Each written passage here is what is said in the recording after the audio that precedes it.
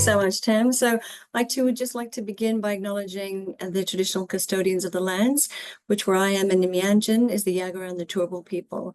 I pay my respects to their ancestors and descendants who continue that cultural and spiritual connection to country. So in brief, my background is as a genetic counselor, and I've served on the Metro South HREC for the last 7 years. And it really struck me that all these brilliant people around me didn't feel very confident reviewing genomics applications. And that's what led me into this project to begin with.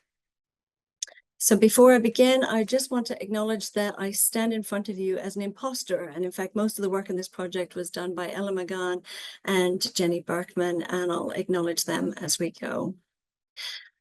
So we began, anytime you plan a research study, as you know, you usually begin by doing a needs assessment, then developing the learning objectives, develop the program, implement it, and then evaluate it. So having had my experience at Metro South, we administered a survey to all members of HRECs throughout Australia, and we had 145 people respond. And what we found, it was probably not a big surprise to people, is that people felt a lot more confident reviewing non-genomics applications than they did reviewing genomics applications. They had low levels of confidence in terms of the science, but also the ethical, legal, and social implications as well. Non-scientific members were a lot less confident reviewing genomic application than scientific members. The frequency with which people reviewed them was positively associated with confidence. And importantly, having had any kind of education in this space, whether it's around the science or around the ethical, legal, and social implications, was positively associated with confidence. Encouragingly, 79% of people reported referring back to the national statement, but still 3/4 of the participants we surveyed said we need more information in this space and ideally have that delivered online. So I recognize that this is something that was going to take a body of experts in order to be able to deliver it. So I brought together people with expertise in adult and online education, genomics education, implementation science, bioethics, and HREC expertise as well too. Importantly, we have 2 consumer members to our panel as well, a lay and a legal HREC member. So in thinking about Nisal et al.'s program logic for genomics, so it went through the consenting process, then went through the results and her reaction to those as well too, and kind of illustrating some of the considerations that people might want to bear in mind when they're evaluating a genomics application.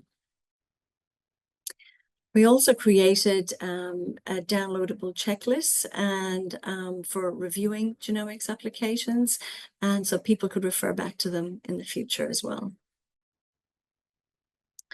Our participants represented all the categories within the HREC, with researchers being somewhat more represented and pastoral members being just one, but the rest were represented fairly well.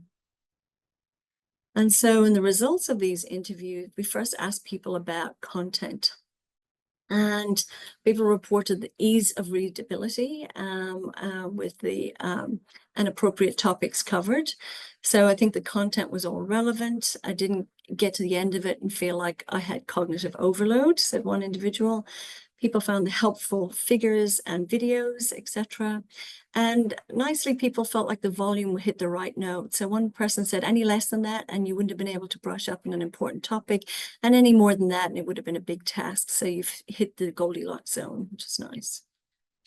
In terms of navigation, people said that they weren't overwhelmed. People also appreciated being able to skip over modules that they felt that they knew already and customize their learning experience.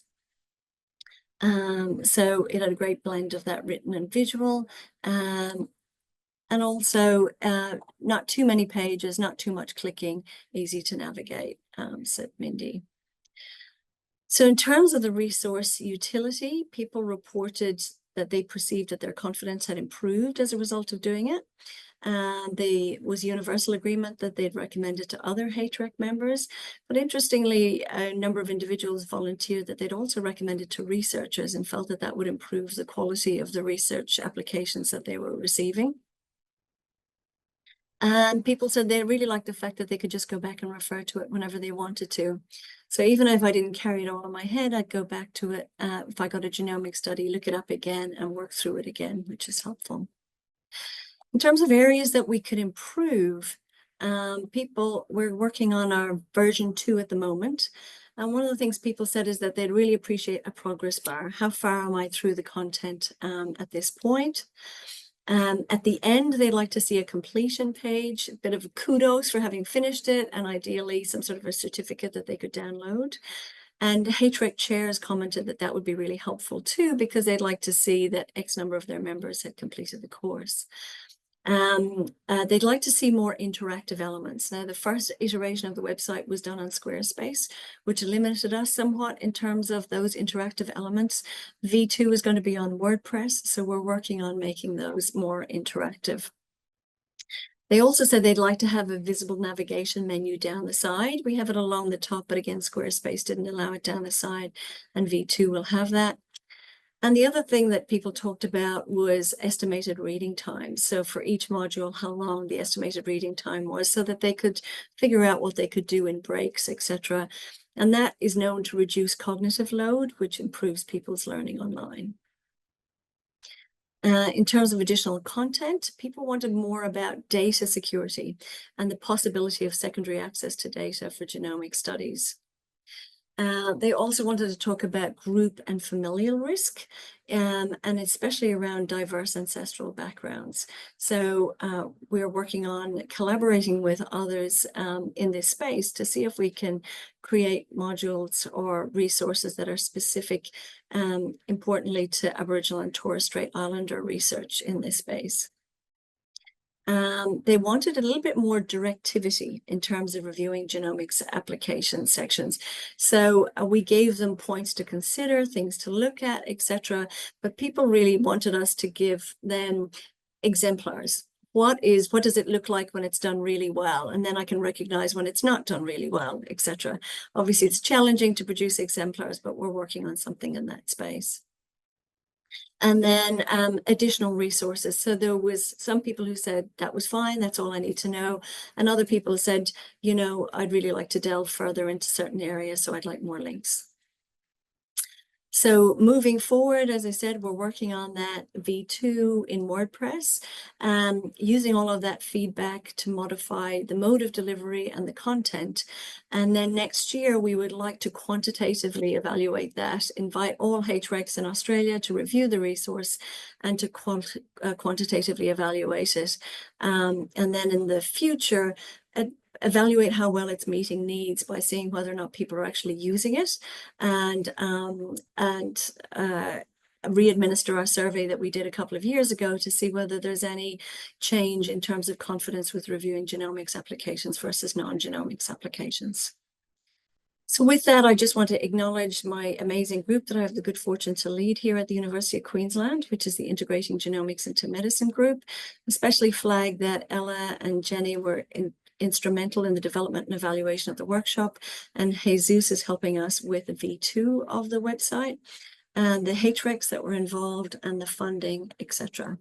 And with that, I think I'm roughly on time, and I just want to thank you all and answer any questions that you might have. I think that's fabulous, and it's great to see someone like Ingrid Woodship on your advisory board as well. So that's awesome.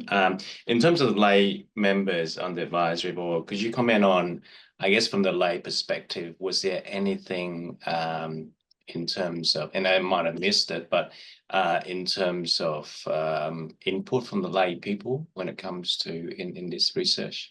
Yeah, so our lay members reviewed the resources initially, gave some feedback on those, and we specifically invited those people because they're very highly intelligent, erudite people who do not have a lot of genomics confidence.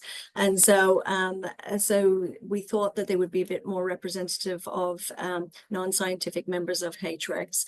But we also tried to target as many lay members as we could in the recruitment for the evaluation of the website. Interestingly, non-lay members or scientific members rather said that they worried that it might be too technical for non-scientific members. But that's not the feedback that we had from the non-scientific members. But that's exactly why we need to quantitatively evaluate it, because, you know, the data we got from the qualitative interviews is very rich, but obviously not generalizable. And so it's really important that we get that. Quick question from the audience. Is this available on the UQ website as open access? It's available, and I'll put it the link in the Q&A in the chat. Yeah. All right. Well, we better.